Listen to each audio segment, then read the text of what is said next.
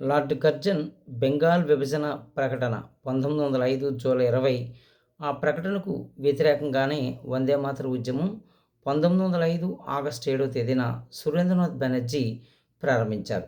అయితే వందే మాతర గేయం అనేది ఆనందమఠ్ అనే నవల నుంచి స్వీకరించారు. ఈ ఆనందమఠ్ అనే నవలను రచించినది బంకించంద్ చటర్జీ. తొలిసారిగా బెంగాలీ భాషలో, తర్వాత సంస్కృత భాషలో కూడా ప్రచురితమైంది. ఈరోజు వందే మాతర గేయం వచ్చి 150 సంవత్సరాలు పూర్తయిన సందర్భంగా దేశమంతటా ఉత్సవాలు జరుపుతూ ఉన్నారు. 1875 నవంబర్ 6వ తేదీన ఆనందమఠ్ అనే నవలలో ప్రచురితమైంది ఈ వందే మాతర గేయం. నేటికి 150 సంవత్సరాలు అయిన సందర్భంగా అనేక న్యాయస్థానాల్లో, చట్టసభల్లో, బస్సుల్లో, అనేక రకాల కళాశాలల్లో ఇది ఆలాపన చేయమని భారత జాతీయ ప్రభుత్వం నరేంద్ర మోడీ ఆదేశాలు జారీ చేశారు. అయితే వందే మాతరం గేయం అనేది భారతీయుల్లో జాతీయతా భావాన్ని పెంపొందం చేసింది.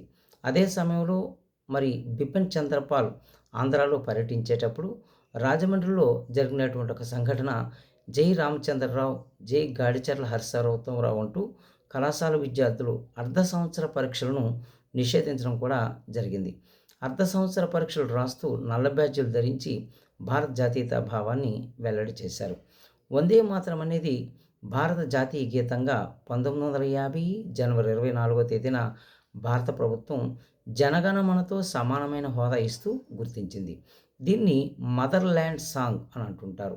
ఈ వందే మాతరం అనేది భారతీయుల్లో జాతీయతా భావాన్ని పెంపొందింపచేసిందనడానికి ఈ ఉదాహరణ ఒక చక్కగా మనం తెలియజేయవచ్చు.